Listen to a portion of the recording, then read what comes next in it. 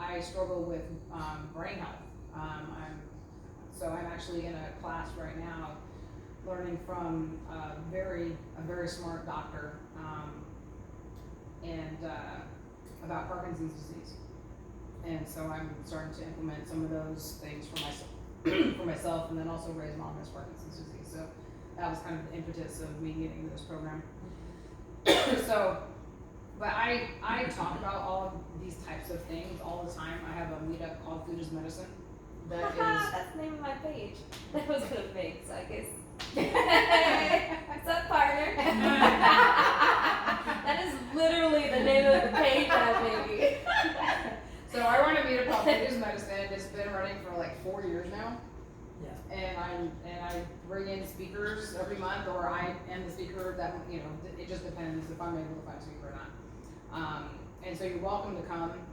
This month we're talking about fats and oils and how important it is to make sure that we're consuming the right oils. And so that's I think the first week of November is that meetup, and it's at Caspian Grill, which is on Research Boulevard. So anyway. Awesome. Thank you. Thank you. So Lynette mentioned, during autophagy, the body eats itself and eats the dead stuff. So another thing that's kind of connected to that, which is interesting, since there's so many females here, I think it's relevant to share. Ray and I have been listening to one of our teachers, and he talked about the menstrual cycle and what is the purpose of it beyond the obvious, sexual reproduction health piece. And what he said is it's a time for the female body to let go of old memories, old thoughts, old things that no longer serve us. It's literally all that stuff goes out with the blood. And also the fact that we're letting go of the blood creates an opportunity for the body to create new blood. And that new blood is fresh and new, and it's part of the reason that women tend to live a lot longer than men, is because we're bloodletting basically every month. So there's actually a lot more to that than we probably normally give credit for having. And I know I've been in this space of really wishing that I was a man sometimes. But I do know on an intellectual level there's a lot of good benefits for it, and so this was just more validation, I guess, of that there's a lot of benefits to it. So when we're going through it, if we can take a little more time, me time, to rest and relax, there's a reason for that, because the body is literally letting go of old stuff and creating fresh new blood that allows us to have new life and live longer. So that's kind of the summary version. There's more, but I didn't want to take too much time, but just to give you that idea, to start you thinking about that possibly in a different way, because that can help when you're dealing with it. Not wanting to. So the next thing I want to mention is physical and exercise. And when I moved in with Ray and Lynette, one of the big triggers for me that triggered my ascension and my awakening was getting into physical exercise. I had resisted it all my life. My brother's a bodybuilder, big, strong guy, and always been in the gym and wanted me to come work out with him, and I just had zero interest at all. Zero. I hate physical things. Normally that's how I used to be. But after I moved in and then I lost my job, and all of a sudden I had all this time. Because my excuse had been, well, I don't have time. I'm traveling, and I just don't have space in my life.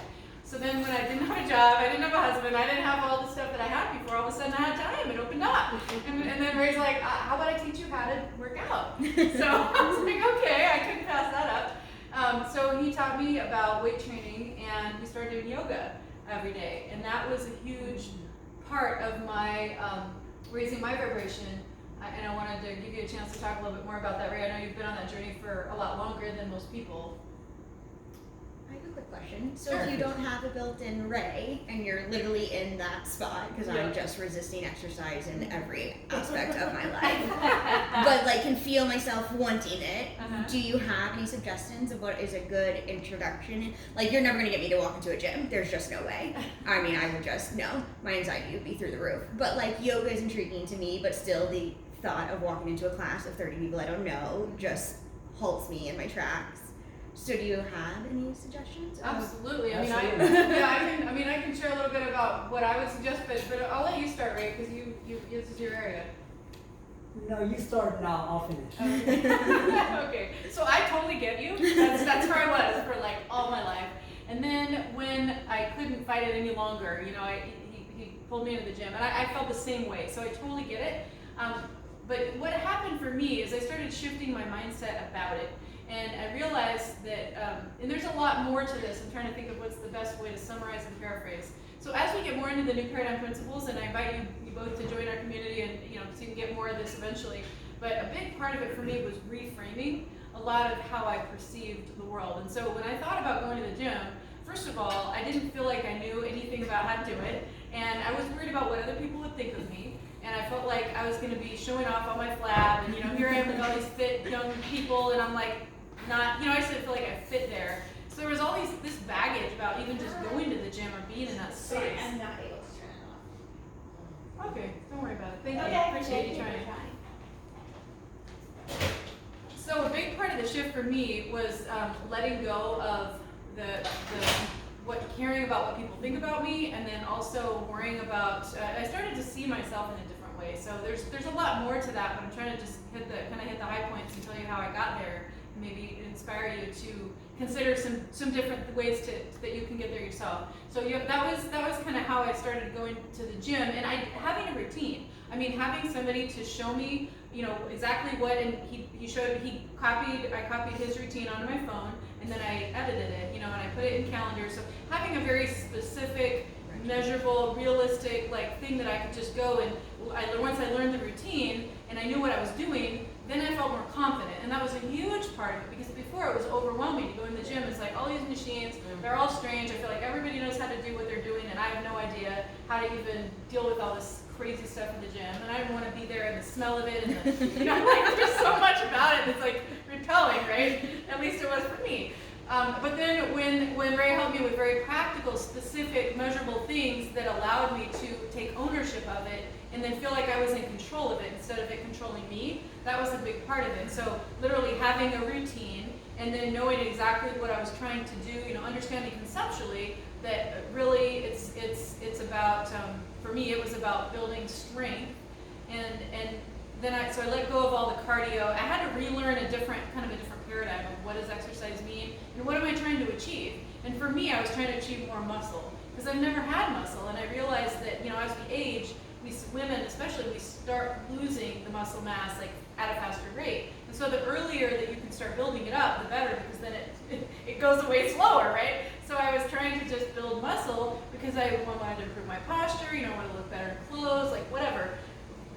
And so it was about changing my mindset. It was about having an understanding of what my goals were, and getting clear on that. And then 3, it was about having a specific process. And so he helped me with very specific things that helped me to feel in control of that. And then once I had a routine and I had clarity about what I was supposed to do when I got there, and then I knew, and I finally started building a wardrobe of, okay, I don't have to look like a supermodel. I can just wear something that I'm comfortable with. And once I got clear on what that meant to go to the gym, that really helped. So I just need my basic stuff. I need a sports bra, I need a t-shirt, I need shorts and tennis shoes. That's all I need. I don't need anything else. And my phone. And I have my phone, and he showed me how to use it. I put it in my calendar, it's color coded. All these different things.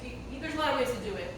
Lynette and I experimented with an app. There's so many ways to do it. So you don't have to have a Ray, you don't have to hire a personal trainer, but maybe you can find a friend that would go with you, or you can do an app like we experimented with, and give yourself just a time period, just 20 minutes in the gym, or 20 minutes not in the gym, but in your house, or taking a walk out around the neighborhood, or whatever. My ex-husband and I used to walk every night after dinner, and that was good because literally for 16 years I was at least moving, and I felt good about that. And then little things that I did at home, so I felt like I was getting some exercise in, but none of that was about strength training until I got into the gym. So that's where I made the mind shift, and I started to see the benefits, because you can't, I don't know. When I finally started getting some muscle, I was like, woo, that's nice, I like that. And it took a while for it to start showing up, and of course there's a little bit of pain as you get through it, building the muscle and the soreness, and it's a process.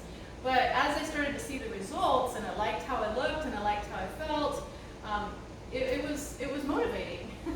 So that was what I can say about going to the gym. And then the yoga was different. I had a lot of preconceived ideas about what yoga was about. I grew up in a very religious, conservative family, and so the way I grew up was yoga is totally new age, it's satanic, it's evil, stay away from yoga because it'll it's so scary, and which is just silly, it's silly when I look at it now. But that's kind of where I came from and what I was growing up with. And so then when I moved in with Mary Lynette,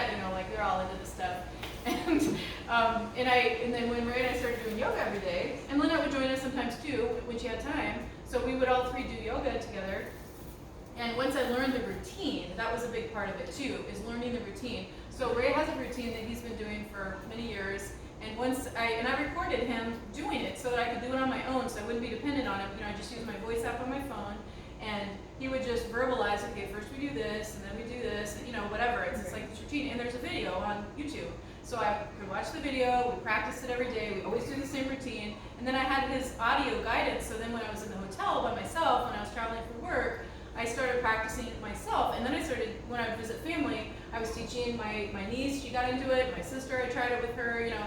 And so I built confidence in myself to be able to do that because it was such a new thing. Initially it scared me and it was very off-putting because it seemed so complicated and I don't know how to do it and I don't feel strong enough to do some of these poses and whatever. But having a simple routine that got me into that space and then building confidence by just doing the same thing over and over and over made me feel good, like, oh, I can do this now by myself, you know? And then having my audio of Ray to listen to when he wasn't there helped me to internalize it so I wasn't dependent on him.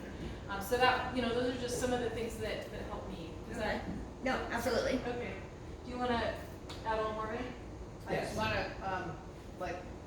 we have a lot of content to cover. Yeah, So you're right. as much as Yeah. this conversation is beneficial, Sure. we should probably move Okay. I still want to have my say. on. Yeah. Yes. So for those of you that don't have a Ray, right here you can hire a Ray. Hire your own Ray sometime. Ray Sunshine, here for hire.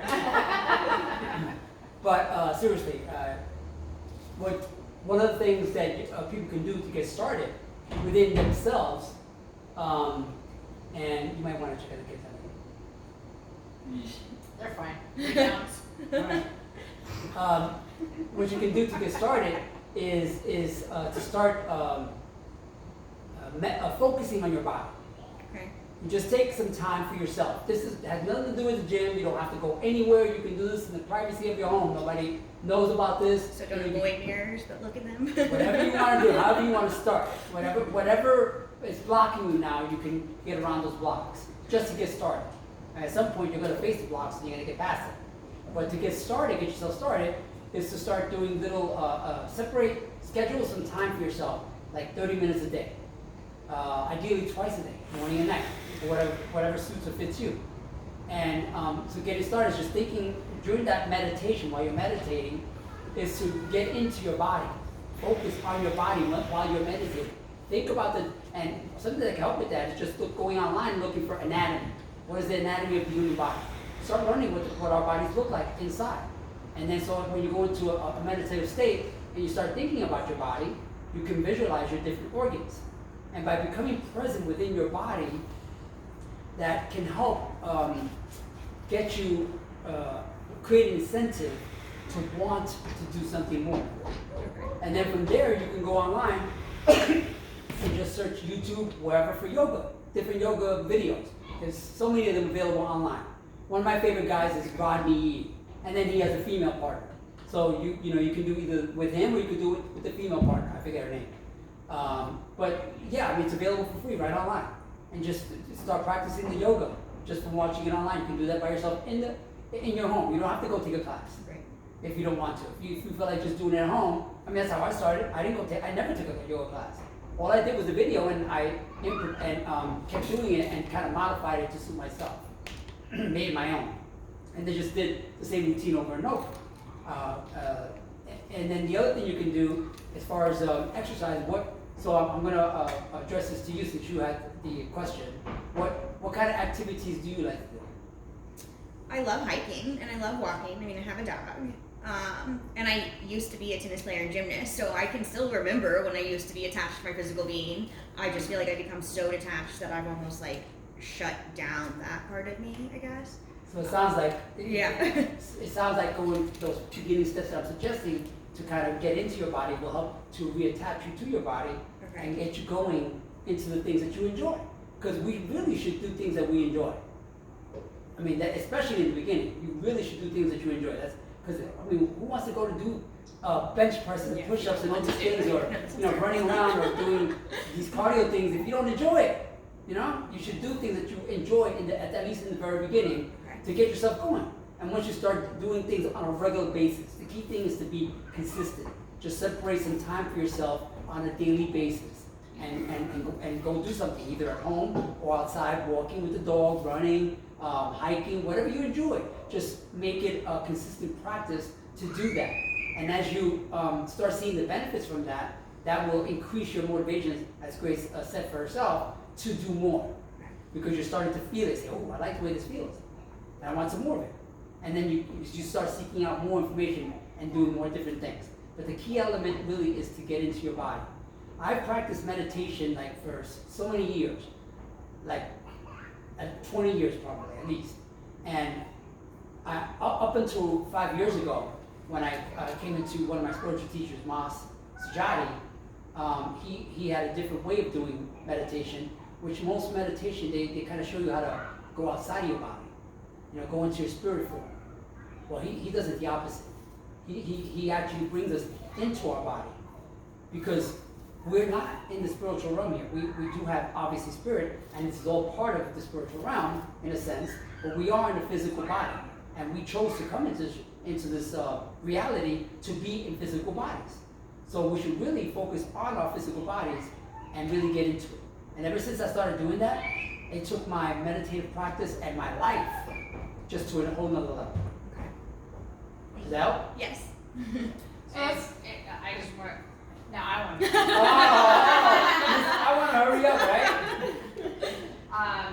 About 7 years ago when I switched my diet to a plant-based diet, which I've since switched away from, I was losing so much weight so fast that I was like getting nervous about just having like excess skin. Mm-hmm. And so I was like, all right, I need to go to the gym. And I have never been one to go to the gym. So I went to the gym and I hired a personal trainer. And that is what helped me get over my fears of being in the gym and gave me confidence of knowing like what to do when I went to the gym. So, back to, like hiring, like someone like Ray or, personal trainer at the gym or whoever to help you kind of get through, like push through that. That's what I did. Thank you. Thank you. So we talked a little bit about, we talked a lot about the physical stuff, and we started getting into meditation. We'll just flip around a little bit here. So the energy medicine I mentioned, because I'm a biofield healer. Is anybody here a Reiki master or done anything like that? Okay, I'm level 2. I'm Woo! not a master. Okay, do you want to talk a little bit about energy medicine? Sure, thank you. One of the things that I always like to tell people that are struggling, leveling up, the one thing that helped me, first of all, is always meditation. That's the one thing, and I definitely support what Ray says about getting into your body. It is so much more different when you do it from that perspective, because And your do it body. standing. Do it standing up. Oh, I haven't done that, but that's Stand up. Do yeah. standing meditation. That's really important. Your body is a universe, and when you're inside your body and you connect to yourself at that level, it makes you realize. It helps you develop self-love. And so I find that my challenge with exercise is the judgment factor. Always having an expectation instead of focusing on what the purpose of it is and the functionality behind it. But I'm digressing, so I'll get back to energy medicine. Energy medicine for me, and the reason why I started to apply Reiki education into my life is because I understand the fundamentals of frequency and how everything's part of frequency. And one of the most important things that we need to do is manage your biofield, manage your frequency, because that's what you're projecting, and what you project is what you'll receive. And so really targeting that within yourself to influence your own vibration is so important, because there's so many physical ailments that come from not managing and tuning your instrument. And I always love to call my body an instrument because it produces music. And when you think about it, the basis of frequency is music. And I love this concept of saying we live in a universe, which means one verse, one song, So if you're applying energetic medicine in your life, then you become mindful of who you are. You become mindful of your own influence within yourself as well as externally, and you also become aware of how you're impacting the environment around you. Because when you walk into a room, people should be able to appreciate the energy you bring. And if you're not producing energy that is in tune with your environment, what'll happen is you'll attract the wrong energy towards you. And so that's how I connect to energetics.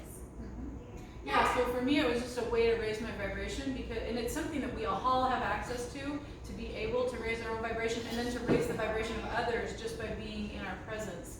So I feel like there's more I could talk about there, but we'll just maybe save it for another time.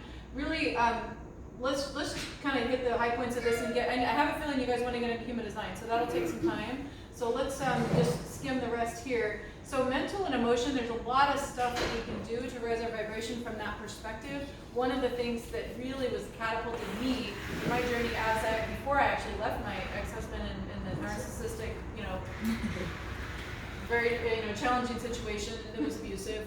Before I left that, I was going to an EMDR therapist. I'd heard about this through a book I was reading and trying to get rid of my headaches. Has anyone here heard of EMDR? My psychiatrist told me I should do it. Oh, perfect. Okay, you know what it is. Yeah, so it's another process, and I've since come across things that are maybe just as good or better, but it is a really good way. It is in a very fast, and you don't have to talk. It's different than talk therapy. So talk therapy, it's like regurgitate all the garbage and blah, blah, blah, blah, blah. And it's very, very, according to science and research, it's really not that effective, to help you get through whatever stuff you're going through, right? I mean, we've all probably tried it. Doing in your own poopy diaper. Exactly. Yes, it is, because after I got released from the mental hospital, I still had to go back twice a week. And it was a group therapy, and all you did is you just talked about it and talked about it. And now I realize I was not letting that go because I was remembering it all Right. the time. Bringing it back. So I want to go back there and let them know you need to change that. That's not good for your health. Yeah, so I did EMDR and just in a very short period of time, it's sort of energetic and I didn't have to say Can anything. you explain It's what just- that is for anybody who's not familiar with that? Yeah, so for me it was, there's a couple different ways, but he just had me kind of put my hands on a pillow and then he tapped the back of my hands while, he had a prompt, kind of there was a setup, there was one or more sessions that we had to do before we started the actual therapy to kind of get set up and learn the process and understand what's going to happen. And then it was literally just, he gave me the prompt, and I remember one of the most powerful experiences was a time that happened to me when I was 14. So we kind of talked about that. He brought me to that place, and then I just closed my eyes and he kind of tapped on the back of my hands. And I don't even know how to describe it, but I just went through, it was like going on a time machine roller coaster. And I went through my memories like just really fast. I came to this place and I saw this stuff, and then I got on the train and I went to another place and I saw this stuff, and it was just like, tears, but it was so healing. It was just so powerful and so fast. So just in a couple sessions, like we processed all this stuff. And I'm a manifesting generator, so I understand that now, compared to other people. He said he's been doing this for like 20 years and he had never seen anyone process as fast as me. So I don't think that everyone processes it necessarily that fast, but I know now because I'm a human design that that's part of why I process faster than most, is just I'm that particular type. But it was very effective for anyone. My sister did it, I told her about it, and she had her kids doing it. Her kids are 8 and 6. One of them had a lot of phobias and literally they were fighting all the time and it was a lot of issues. And he went through just a couple sessions of EMDR and it just solved so many problems. So she was so impressed with that. She got her husband in there and he's doing therapy, and then she did some sessions and it's just like totally changed their lives. I should get her to write me a testimonial, actually, a video testimonial on that. Yes. Yeah, but it was all because of EMDR. So it's a very powerful therapy. I like it because it's faster, way faster than talk therapy, and much more effective, and way faster than almost anything else that I've thought of, tried, researched, or whatever. So it's really a good way. And that's just one of the ways to address the mental/emotional issues around ascending or awakening. What does that mean, and how do we kind of get past it, move? And so if you think about the visual, again from where we were, we're trying to move upwards, right? We're trying to raise our frequency. So we're talking about what are the things that we can do to do that. And if we try to address it from a holistic perspective, and we address our diet, we address our thoughts, consciously monitoring every thought and word and action, and thinking about where does it come from, that's another part of the mental raising your vibration. It's learning new habits, mindsets, and practices that can help us to get from these lower emotions and lower spaces to places that are much more abundant and much more pleasant to be at, right? And that's, I think, what we all want.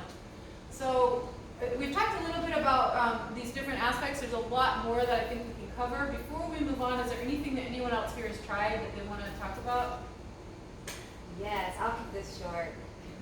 And my environment is really important to me, and being aware of the people I surround myself with, and trying to, just not influence free will of other people by trying to influence their own behaviors and their own energy in a way that is that I think is beneficial for them.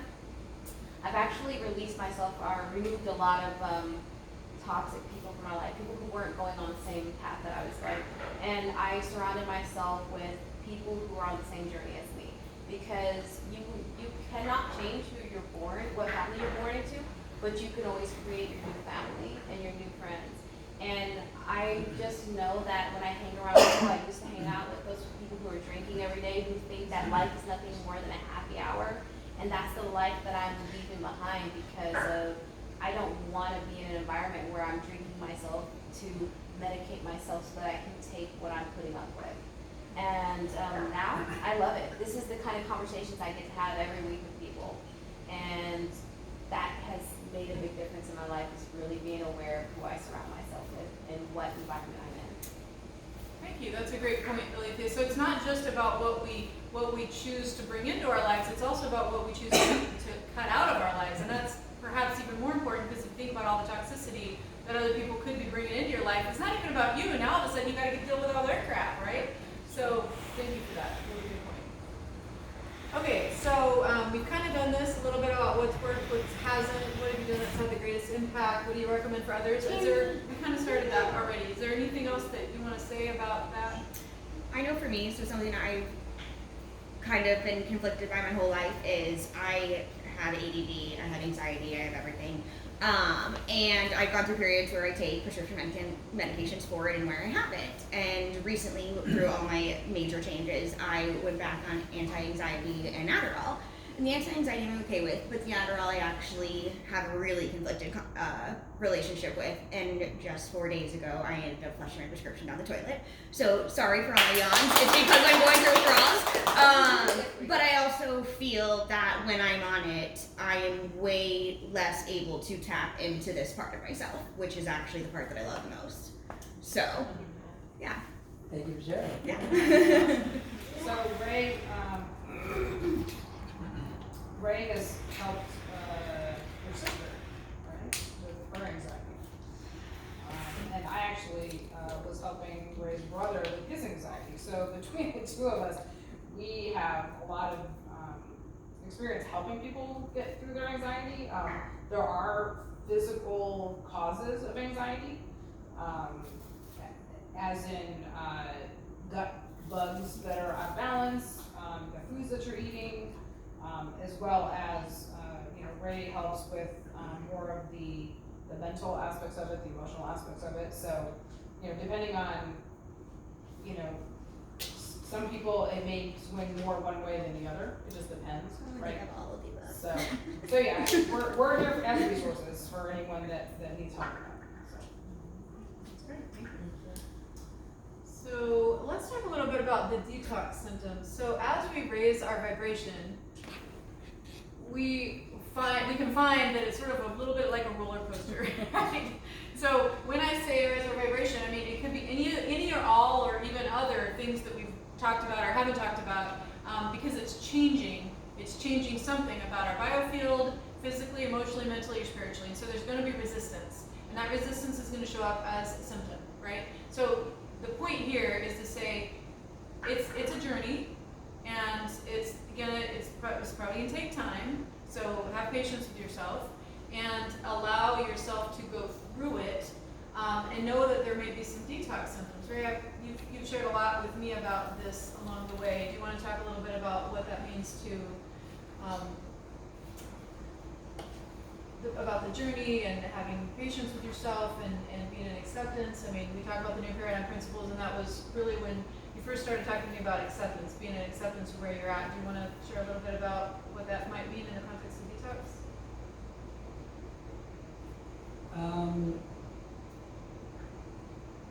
Acceptance as a new paradigm principle. Are we having a section on it, the MPPs? Well, this is where it fits in. This is where it fits in. Okay, so we're not having an isolated section, okay. No. So yeah, being in acceptance of where you're at, we all have two choices. We live in duality. We can either accept something or we can resist it. Which do you all think feels better?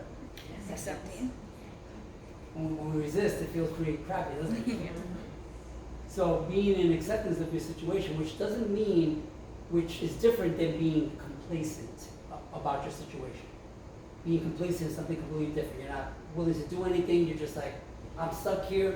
There's nothing I can do. I'm not going to even try. That's not what I'm suggesting. I'm suggesting going forth in your life and doing your things, and whatever comes to you, being in acceptance of what it is that it's meant to be. Everything happens for a reason within our lives. And then also being in surrender. And so as far as the detox symptoms, it's just accepting them and understanding that's a natural part of the process. And sometimes what that can look like when I first started doing these meditations with this spiritual teacher of mine 5.5 years ago, I went through some pretty severe detox symptoms. And some of them was like diarrhea, just feeling tired all the time, fatigued, having no energy, but eventually it passes. These things, just like everything else in life, it's just a process, it passes, and then you're better for it. You feel better, and you just keep going forth and increasing and elevating, and going up that chart, going up higher and higher, as I've been doing. So it's just accepting that it's a natural part of the process. Is there anybody here that's having that as an issue or wants to talk more about detox? I just have a question. Is there like a certain, because I don't know if I'm doing this limit to anything right. All I do is I just listen to Zen as I'm just, trying to just calm my mind every day. But I don't know if I'm doing this right or not. I mean, I know this that it's been helping me not to be stressed with my surroundings because I'm accepting of what's going around me, of what I have around me, but I'm not sure if I'm doing it right. Okay, the first thing I'll say to that is that there is no wrong way. In fact, from my perspective, there is no right or wrong. In this life here, all we really have are experiences. From my perspective, we don't make mistakes. There are no mistakes from my perspective. It's just an experience. If you want to have a different experience, take a different action. You'll get a different result. Wow. It's that simple. If you start looking at things as right